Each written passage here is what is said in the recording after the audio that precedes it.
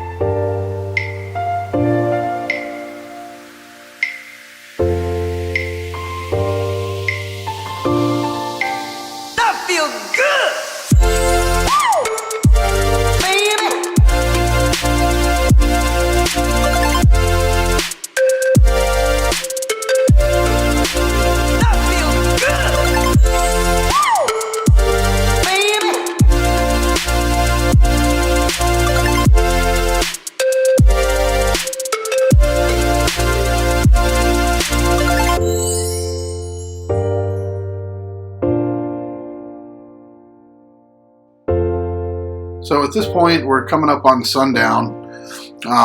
Very beautiful scenery up until this point. Definitely been a really fun trail to be on.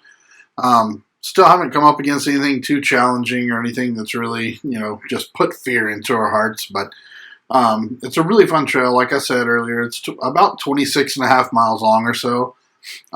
It took us about 3.5 hours to go down the trail, but that was with making quite a few stops. Once we got out there, we realized just how beautiful it was, and we wanted to be able to stop and take pictures and just be able to really get some good pictures of just everything around us out there. It was just absolutely gorgeous. But it's one of the oldest and kind of one of the most famous primitive roads that's out at Big Bend National Park.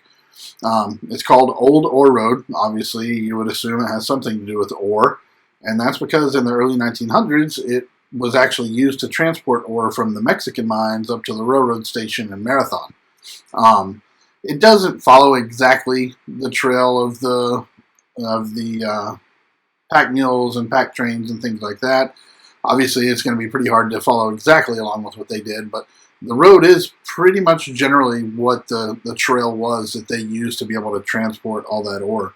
So it's pretty neat in that aspect. So you do pass through the mountains. You've got the Dead Horse Mountains in the area, and then you can see the Chisos Mountains, and then the Tornillo Creek drains out to the west. A lot of really cool areas out there. There are quite a few of the primitive campsites, the backcountry campsites that you can go and stay at here. As I said earlier, there was one family that we had come across that they were getting camp set up at one of the stations there, but pretty much all of the campsites that you have out there, any of the primitive backcountry campsites, they all have bear boxes, and then they'll have like a warning sign up that tells you beware of the wildlife that's in the area. There's javelina, there's bear, coyotes, things like that. But they have spots at all of the campsites where you can be able to put your food, anything that's kind of got an odor to it that might attract the bears. They recommend you locking that up, just that way, if a bear does come into camp, they're going to be attracted to that, and they'll go and they may try to break into that box, but they're set up so that the bears can't do that. So all the trash cans and stuff they have around at the different visitor centers and the big main campsites and everything, they're also set up so that it's kind of a two-door system. So you'll drop your trash in there, and then that lid closes, and then you push a button and it drops the trash from there down into another receptacle inside. So they try to keep everything pretty secure out there, and bear is something that people definitely see while they're out on the trails and things like that. And the wildlife is something that you've got to be cognizant of and know that it's there. We did see a couple of rattlesnakes while we were out on the trails.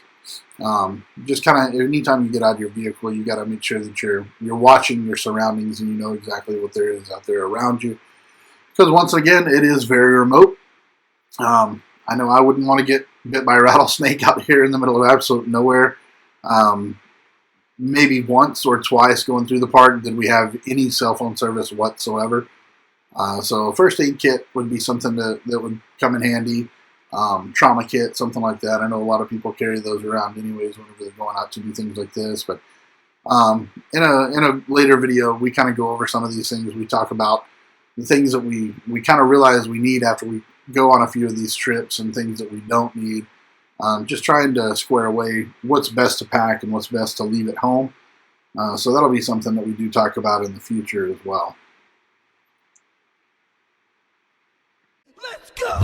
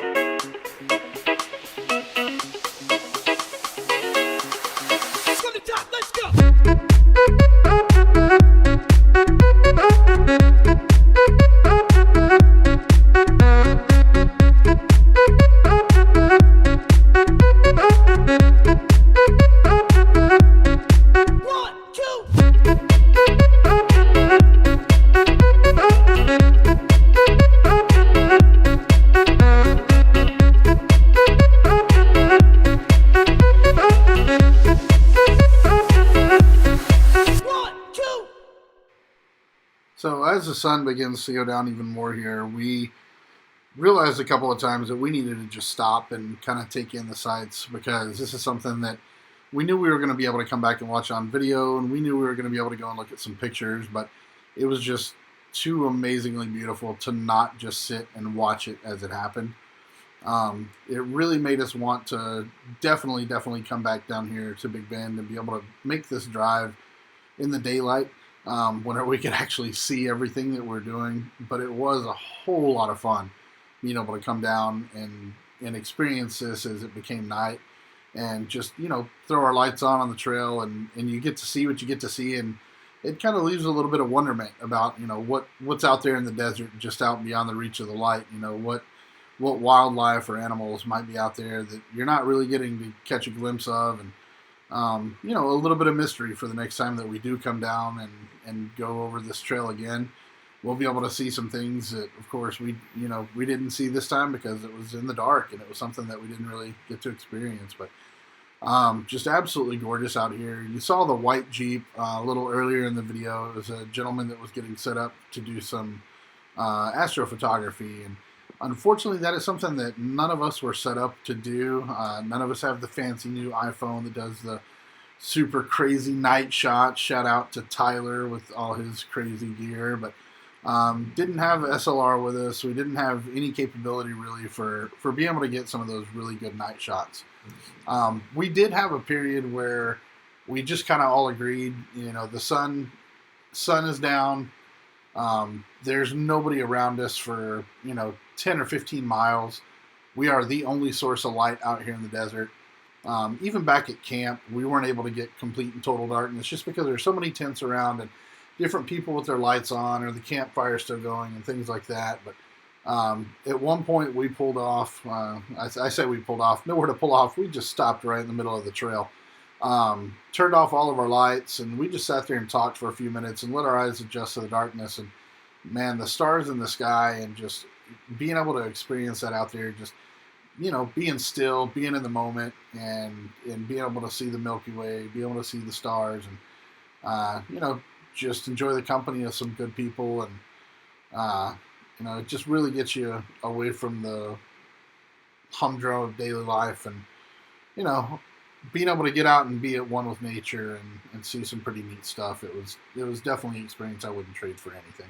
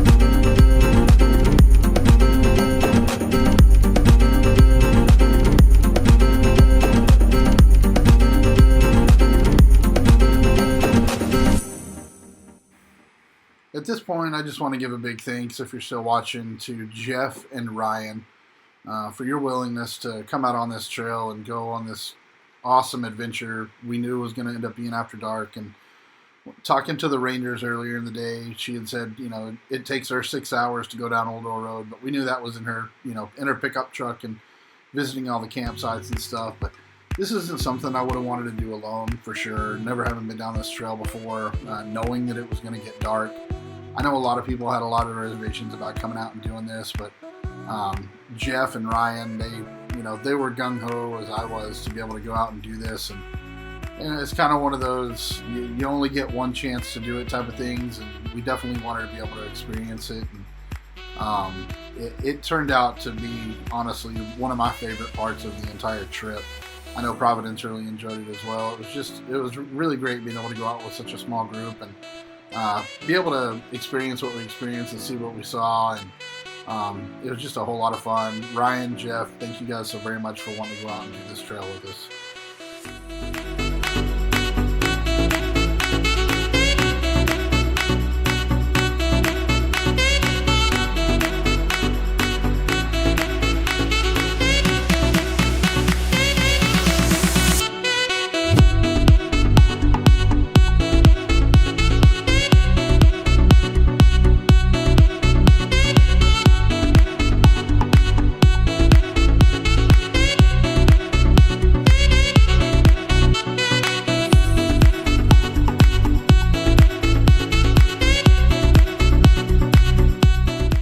So things are coming to an end. We're going to get ready to throw on our sway bar disconnects and get back out on the main road. But I hope you guys enjoyed this journey as much as we did. Please remember to click, share, like, subscribe, hit the notification bell so that you can find out whenever we're releasing other new videos and awesome fun stuff that we're doing right here. So thank you guys very much. Bye.